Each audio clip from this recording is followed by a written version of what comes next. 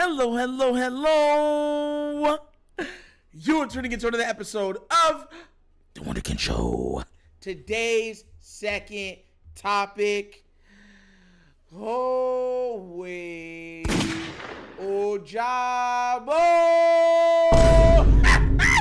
Bro, listen, I gotta talk about this for a little bit. And the reason why is because we've coped long enough. So here's my thing. I've been on the trajectory and on the side of saying EDC's done a pretty good job this offseason. But he's not perfect. And there are some things that if I was in his position, I would have changed. And one of those things was reevaluating our defensive line. Look, we've given away a lot of production. And I listen, I get it. I when I say I get it, I truly do get it.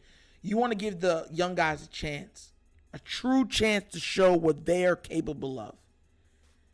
But I truly do think it was a mistake, letting go Calais Campbell and letting go that other guy that got his 9.5 sacks on the season. You know what I mean? Like, look, you can get rid of one of them. This is what the argument was before. Like, even with Marcus Peters. Like, you gave away, out of our top 10 defensive players, you pretty much let go 3 of them. 3. Look, and it's not like you knew what these guys could be. Ojabo was coming off of a severe injury. If you've played sports, every sports player, if your sport requires explosion, quick twitch, that's basketball, football, even soccer, right? Every athlete, more than almost any other injury, fears the Achilles injury. And that's what Ojabo had. It's one of those things where you're like, man, he came back from it pretty quick. Pretty darn quick. I had an 1.5 inch separation in my Achilles. 1.5 inch separation.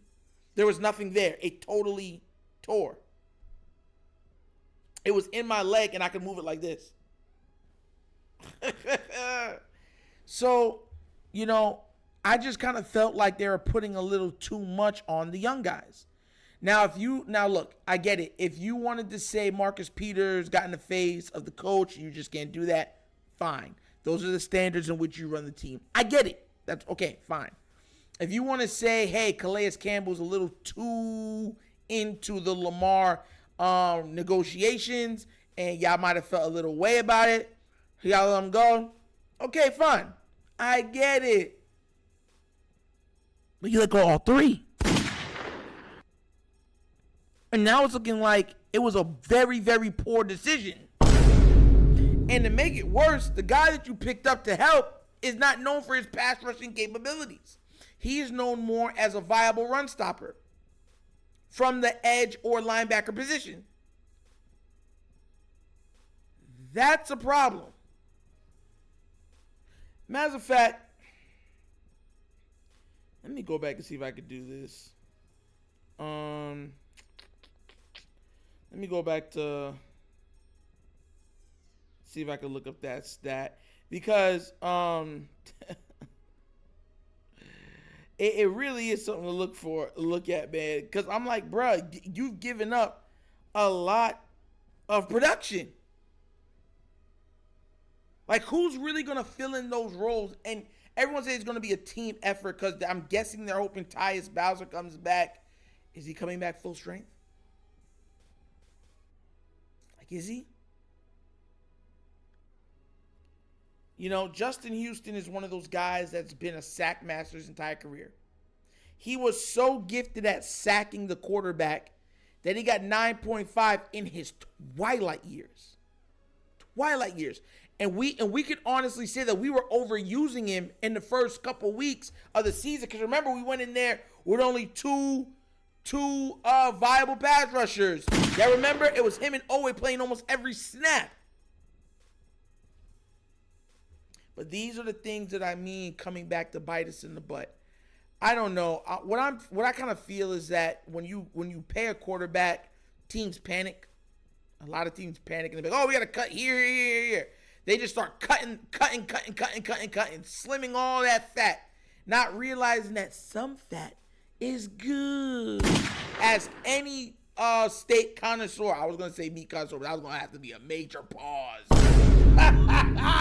I didn't say it. But you know what I mean? Like, and that's what I feel like they did. They were just taking away all that, what they felt was excess, and they might have cut away some of the actual lean meat. Now look, there's still a lot to look into because look, we won't know what this is until the first couple games of the season. But Ojabo has not impressed me at all. And remember, the reason why I don't want to hear no one tell me anything about, oh, you're doing this all for a preseason game, Nitro, you're tripping. Do y'all remember when training camp had first started? Do you remember the mini camps? Everybody was raving about Ojabo. They're like, oh, Ojabo. They gave him his own song and everything. Like, oh, it was like, when you look over your shoulder, oh, Ojabo. Like, you guys remember that? I remember that. Exactly. So don't act like I'm just making this or pulling this out of the air. Because it was happening back then. A couple months ago.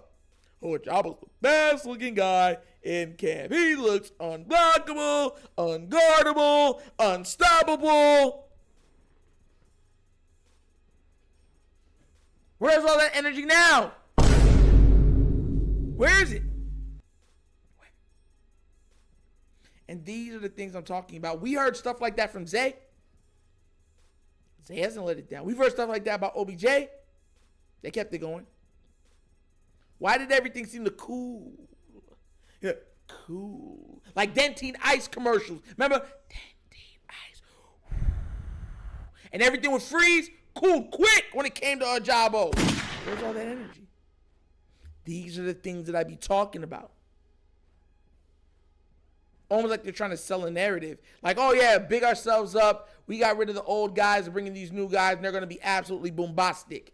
Then the young guys don't show up. Now, all of our eggs are in the Oweh basket. Yo! Oweh has to come out and be absolutely disruptive. From opening tip. Y'all know that, right? Oh, I didn't know if y'all knew that or not. Oweh has to come out and be absolutely a monster. He has to. Because there's nobody else that's going to be able to do it. He has to step up and fill those shoes now. Because Ojabo's looking more and more like a rookie. And to be fair, he was coming off of a major injury and he barely played any of his rookie season. So he's looking green. Very green. Now look, I could be wrong.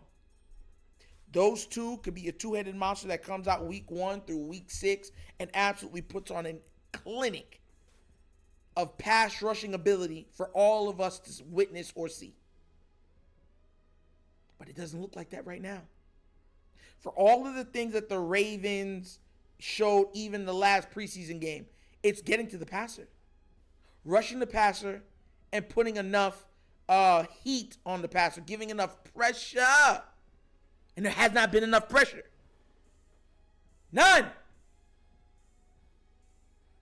They're not even finishing wide open sacks. That's from the top down. But what do you guys think? Am I tripping? Am I looking too much into this? Or I have some validity to this because I feel like I do. When training camp started, all you heard was, Ojabo, Ojabo, Ojabo. That's all you heard. And now it's Oweh now. It's Oweh's turn. It's always time to shine. That's all you're hearing. And we already, and mind you, we need the pass rush more than ever now because guess what we're lacking? Good corner. Our corners, bro. Well, Seymour's been playing his butt off. Shout out to Seymour. He's been playing his butt off. Salute to him. Ardarius Watson been playing good too. Shout out to those brothers. But you know exactly what I'm saying. And Marlon Humphrey's going to be out for X amount of time. But like I said, what do y'all think? Tell me down in the comment section, and let's talk about it. Let's get down to the nitty gritty, guys. But once again, it's another episode of the Wunderkind Show. Thank you for watching. You know how we get down. We have fun and we laugh. But everything we talk about rooted in what? Facts and truth. Please do remember, like, subscribe, and the notification bell, leave a comment. You know I do love the comments. And if you have not done so already, check out the Wunderkind Show's Patreon. And it's great. 3 tiers of absolute content goodness ready for your consumption. So give it a look and tell me what you think. And if you would like to donate to this channel, help the channel grow, help get more equipment, better lighting and stuff like that, bottom of the screen, QR code. QR code's to a Cash App. Cash App located in the description of every video that we do. And the name of it is called The Wunderkind Show. But once again, this is The Wunderkind Show. This show's Nitro signing off. And as always, you guys know my slogan. Peace. And I am out of here.